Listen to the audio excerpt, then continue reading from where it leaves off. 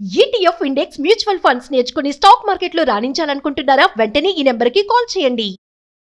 నమస్తే రమ్మగారు. నమస్తే జయ. ఏదైనా మంచి కథ చెప్పండి, మంచి సరదా కథ చెప్పండి రమ్మగారు. అంటే ఇది సరదా అనుకోవద్దు. ఏమిటో సరదాకి విన్నదానికి తేడా ఉందా? ఏదైనా ఒక ప్రత్యేకమైన కథ అనుకో. ఓకే. మామూలుగా మనం ఏవో కొన్ని చెడ్డ పనులు చేస్తూ ఉంటారు. కొంతమందికి బ్యాడ్ హ్యాబిట్స్ ఉంటాయి, మానేయాలనుకుంటారు కదా, మానేయాలనుకుంటారు. ఏదో ఒక సందర్భంలో మళ్ళీ కెలుస్తూ ఉంటుంది, లోపల పురుగు మసులుతూ ఉంటుంది, మళ్ళీ చేసేస్తారు. అప్పుడు ఏదైనా ఒక బ్యాడ్ ఆమె చెడ్డది జరిగిందనుకో, ఒక జరగకూడదు ఒక దురదృష్టకర సంఘటన జరిగితే మనం మొదలెట్టడం వల్లే జరిగిందని అనిపిస్తుందా? అవును, ఆ శంక ఉంటుంది కదా. ఆ శంకని గురించి చెప్పే కథ ఇది. తప్పకుండా. పూర్వం అంటే ఒక పల్లెటూళ్ళలో కొంచెం అడవికి మోపుగా ఉన్న ఊరట అది. ఒక కాపు యువకుడు ఉండేవాడు. కులం కాదు, ఈ గొడ్లు కాసే వృత్తి వాళ్ళది. వ్యవసాయ పనులు చేసేవాడు. ఏవో గొడ్లు కూడా ఉండేవి వాళ్ళకి. దానికి క్రమంగా విసుగు పుట్టింది. వీడు భలే సాహసి కుర్రాడు. వాడికి బాణం వేయటం చాలా ఇష్టమట. ఎంత దూరానికైనా వేసేసేవాడు, గురి తప్పేది కాదు. అయితే ఏమైంది, వాడికి ఎన్నాళ్ళు ఈ వ్యవసాయ పనులు చేస్తాం, ఎంతసేపు ఏటేళ్ల కాలం పని చేస్తూనే ఉండాలి కదా, మనకి బోళ్ళంతా విలువిద్యొచ్చు, ఏదైనా 2 జంతువులను కొడితే రోజు గడిచిపోతుంది. అలా అనిపించి అడవిలో లేళ్ళని, దుప్పుల్ని, కుందేళ్ళని వేటాడుతూ ఉండేవాడు. వాడి భార్యకి అంత పెద్ద నచ్చేది కాదుట ఈ పని చేయటం. అలా ఎందుకు, మనకి గొడ్లు గోదా ఉన్నాయి, మన గొడ్డును ఎవరైనా కొడితే మనకి ఎట్లా ఉంటుంది, మరి బాధగా ఉంటుంది కదా. అందుకని వద్దనేది. కానీ అతను వినేవాడు కాదు. ఇది సులువు, ఆహారం ఈజీగా వచ్చేస్తుంది, ఎవరికైనా అమ్మేస్తే డబ్బులు వచ్చేస్తాయి, మార్గం వస్తుంది. అప్పుడు వస్తు మార్పిడి ఉండేది కదా. అందుకని ఇలా చేసేవాడు, బాగా కొట్టేసేవాడు. ఎవరికైనా ఏదైనా ఒరే దుప్పి కావాలరా, రేపు మా ఇంట్లో భోజనాలు ఉంటే మధ్యాహ్నం వెళ్ళి పట్టుకొచ్చేసేవాడు, బాగా చేయగలిగేవాడు. అయితే ఏమైందట, ఒకసారి వీడు అడవిలో ఏదో ఒక జంతువులను కొట్టడానికే వెళ్ళాడు. వెళ్తే ఒక చోట ఏదో బూరా ఊదినట్టు, ఎవరో మనుషులు మసులుతున్నట్టు కనపడింది. అక్కడ ఒక పెద్ద పందిరి లాంటిది ఉండి, కొంచెం ఒక పక్కకి అడ్డం వేసింది, పందిరే. ఏమిట్రా అని పందిరి దగ్గరికి వెళ్ళాడు. ఎవరున్నారో తెలియకుండా దూసుకెళ్ళిపోకూడదు కదా. సరే యువతలే నుంచి చూస్తే 3 పొట్టి వాళ్ళు కనిపించారట, మరుగుజ్జులు, పొడుగాటి అంగీలు, కుచ్చుట్టు తలపాగాలు పెట్టుకుని ఏమిటో చేస్తున్నారు. వాళ్ళు ఏం చేస్తున్నారు, ఒకడేమో పొయ్యి ఎగసని తోస్తున్నాడు, పొయ్యి వెలిగించింది, పొయ్యి పైకి పుల్లలు తోస్తున్నాడు. రెండో వాడు ఒక పాత్రలో, ఒక పెద్ద పాత్ర ఉంది, దాని మీద పాలు పోస్తున్నాడు. మూడో వాడు ఆ పాలను ఏదో ఇట్లా కళ్ళి తిప్పుతున్నాడు. కళ్ళి తిప్పుతుంటే చూస్తున్నాడు, ఏదో చేస్తున్నారు వీళ్ళని తెలిసింది. ఆ పాలు అవి కాగి ఇంకా అందులో ఏమిటేమిటో వేస్తున్నారు, తీపి వాసన వస్తుంది. వీళ్ళు ఏదో తీయటి వంటకం చేస్తున్నారు. కాకపోతే రాక్షసుల పట్ల ఎలాంటి భయాలు ఉంటాయో, మరుగుజ్జు వాళ్ళ పట్ల కూడా ఆ ప్రాంతంలో భయాలు ఉండేవి. వాళ్ళకి మాయమంత్రాలు వచ్చని, ఏదో ఓం బిషని మాయం చేస్తారని అలాంటి భయాలు ఉండేవి. దాంతో వాడి దగ్గరికి వెళ్ళాల, తను వాళ్ళకి కనపడకుండా ఉన్నానని కూడా భావించాడు. ఓకే. ఒక చెట్టుకి బాగా చాటు చేసుకుని ఇట్లా మొహం మాత్రం బయట పెట్టుకుని చూసుకుంటున్నాడు. సగం మొహం పెట్టాడు బయట.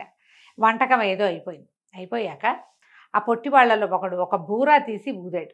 పీ అని ఊదంగానే ఎన్ని పశువులు అన్నట, ఎన్ని గొడ్లో ఆవులు, గేదెలు అన్నీ వచ్చేసి వాకిట్లో నుంచింది. ఆ బూరా వల్ల వచ్చినాయని తెలిసింది.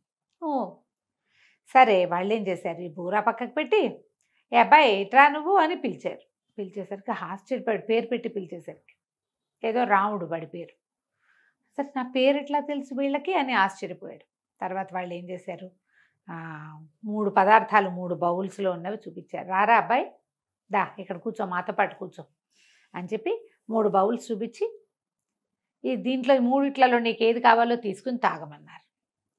3 3 పదార్థాలు చేసి పెట్టారు వాళ్ళు. ఇటు బాగా అటు ఇటు చూసి ఆలోచించి దూరం నుంచి చూస్తున్నాడు. వాళ్ళు ఏమేం చేశారో తెలియలే, కానీ పాలు పోసింది మాత్రం వాడు చూశాడు. ఆ పాలతో చేసిన దానిలాగా కనపడుతున్న తెల్లటి పదార్థం ఎత్తుకుని తాగాడు. తాగానే చప్పట్లు కొట్టారు వాళ్ళు. భలే సెలెక్ట్ చేసావురా, నీకు కావాల్సిందే చేసావు, సరే బాగుంది అని చెప్పి ఏం చేశారు, అందులో ఒక వెండి బూరా తీసి చేతులు పెట్టారు. ఈ బూరా ఉంచుకో, ఈ బూరా ఊదటం చాలా సులువు, నువ్వు ఈ బూరా ఉంచుకుని ఇలాంటి బూరాలు ఎన్నైనా తయారు చేసి నీ చుట్టుపక్కల వాళ్ళకు కూడా ఇవ్వచ్చు. ఈ బూరా ఊదితే ఎక్కడెక్కడ పశువులు వచ్చేస్తాయి, బయట ఎక్కడో పశువులను వదిలిపెట్టావు, నువ్వేం చేయక్కర్లా, మీ ఇంట్లో కూర్చోవచ్చు, వాటిని తోలక్కర్లా, నువ్వు ఊస్తే అవి వచ్చేస్తాయి ఎక్కడున్నా సరే అని చెప్పారు. చెప్పి అబ్బాయి జంతువులను కొట్టకరా, హాయిగా వ్యవసాయ పనులు చేసుకో, గొడ్లు కాచుకో, దేన్ని బాణం వేసి కొట్టద్దు అని చెప్పారు. చెప్పాక వీడు కాస్త అటు ఇటు చూసరికి మొత్తం టింగుమని ఆ పాకతో సహా మాయమైపోయింది. అన్నీ మాయమైపోయినాయి. వాళ్ళు పెట్టిన 3 బౌల్స్, వండిన పాత్ర, ఆ పొయ్యి, ఈ 3 పొట్టివాళ్ళు, పందిరి అన్నీ పోయి వాళ్ళు ఇచ్చిన వెండి బూరా మాత్రం అక్కడే ఉంది. స్వచ్ఛమైన వెండితో చేసినట్టు కనపడుతోంది. తను ఆశ్చర్యపోయాడు. ఆ బూరా ఊదేసరికల్లా బోలెడన్న ఆవులు ఎక్కడి నుంచి వచ్చాయో ఇతను వెనకాల రావటం మొదలుపెట్టాయి. ఇంటికి తీసుకొచ్చుకున్నాడు. భార్యకి చెప్పాడు, ఇట్లా పొట్టి వాళ్ళు కనపడ్డారని, వాళ్ళు ఇట్లా బూరా ఇచ్చారు, బూరా ఊస్తే మన పశువులు మన దగ్గరకు వచ్చేస్తాయి, ఎక్కడైనా తప్పిపోయిన పశువు ఉన్నా వచ్చేస్తుంది అనేసరికి భార్య చాలా సంతోషించి, చూడు ఎంత మంచిదో, వాళ్ళు చక్కగా చెప్పారు కాబట్టి వాళ్ళ బోధ వల్ల నువ్వు మానేసావు, ముందు నుంచి నువ్వు నాకు కొట్టడం ఇష్టం లేదు అని చెప్పి సంతోషంగా ఉన్నారు. కొద్ది రోజులు అలా గడిచి వీడికి అప్పుడప్పుడు చేతులకు వచ్చి దురద పుట్టేవి, బాణం వేసేసేయాలని ఆలోచించి ఆలోచించి ఆలోచించి ఒకరోజు ఏం చేశాడు, భార్య చూడకుండా ఆవుల్ని అడవికి తోలుకెళ్ళి ఒక విల్లంబులు పట్టుకెళ్ళి ఒక పైన ఎక్కడో కొండ మీద కనపడినటువంటి ఒక లేడీని కొట్టాడు. మామూలుగా ఏం చేసేవాడు, ఇంటికి వచ్చేటప్పుడు వాకిట్లో ఉండగానే ఆవులు వచ్చేవి అతని వెనకాల పీ అని బూరా ఊదేవాడు. వీడు వచ్చినట్టు తెలిసి భార్య రోజు ఎదురొచ్చేది సరదాకి. మామూలుగా బండి శబ్దం కాగానే మా భార్యలు బయటకు వచ్చి చూస్తారు కదా, అట్లా. అయితే వీడు బూరా నోరు పగిలిపోయింది, వీడికి నోరంతా నెప్పెట్టింది. ఎన్నిసార్లు ఊదినా, ఎంతసేపు ఊదినా అమ్మాయి రాలే బయటికి.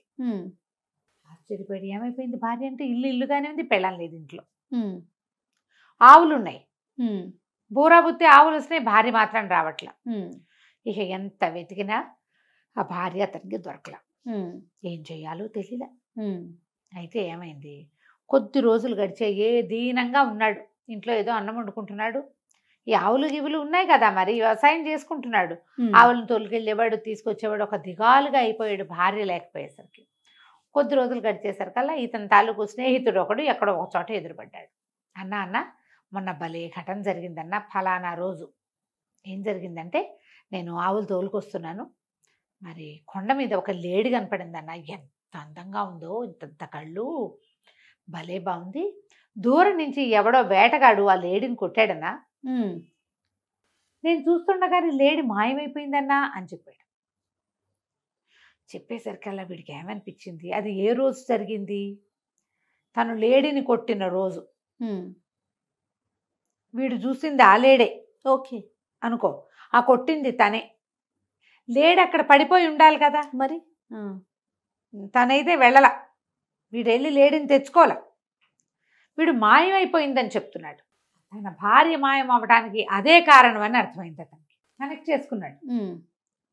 అట్లా దిగాలుగా ఉండేవాడు, ఏం చేయాలో తెలిసేది కాదు.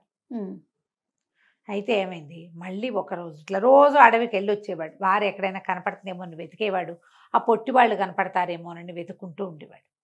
ఒకనాడు మళ్ళీ ఆ 3 పొట్టివాళ్ళు అతనికి పాయసం చేస్తూ కనపడ్డారు. దగ్గరికి వెళ్ళేసరికి మాయమైపోయారు.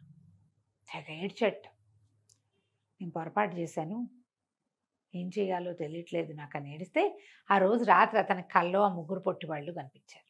ఓకే, కనిపించి, నీకు బూరా ఇచ్చాం, ఎన్ని పశువులనైనా పిలుచుకోవచ్చు, మీకు ఆవుల్ని మీ ఇంట్లో ఉంచుకొని నువ్వు మళ్ళీ కొండ మీదకి వెళ్ళి ఊదేమంటే ఇంకా కొన్ని ఆవులు నీ దగ్గరకు వచ్చావు, ఎంత సంపద, మరి ఎంత పాజిటివ్ సంపద. నువ్వు లేడీని కొట్టడం వల్లే నీ భార్య మాయమైపోయింది, నువ్వు బుద్ధిగా ఉన్నావా, ఏడాది తిరిగేసరికి నీ భార్య నీ ఇంటికి వచ్చేస్తుంది, మళ్ళీ బాణం తీయకూడదు, అప్పుడు నీ భార్య నీ ఇంటికి వస్తుంది, దుఃఖించుకో, నువ్వు చేసిన తప్పుకు పరిహారం ఉండాలిగా, ఆ పరిహారం కోసమే సంవత్సరం పాటు భార్యా వియోగం నీకు. నువ్వు కొట్టావు ఒక లేడీని, అది ఒక పెద్ద మొగలేడికి భార్య,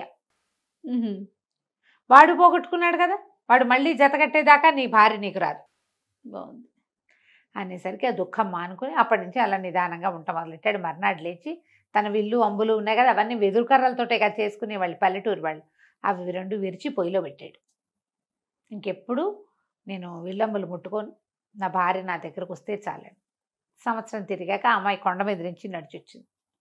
అమ్మాయికి అది ఒక రోజు అని తెలియదు, ఒక సంవత్సరం అని తెలియదు, ఒక రోజు అనుకుంటోంది. మిస్ ఏడాది పాటు తను ఎక్కడో ఉన్నానని తెలియదు. ఆ పూటే చూశాను భర్తను అనుకుంటుంది. పొద్దున వెళ్ళాడు, సాయంత్రం వచ్చాడు, అంతే. కథ కంచికి మనం ఇంటికి. బాగుంది రమ్మగారు. నమస్తే. నమస్తే జయ.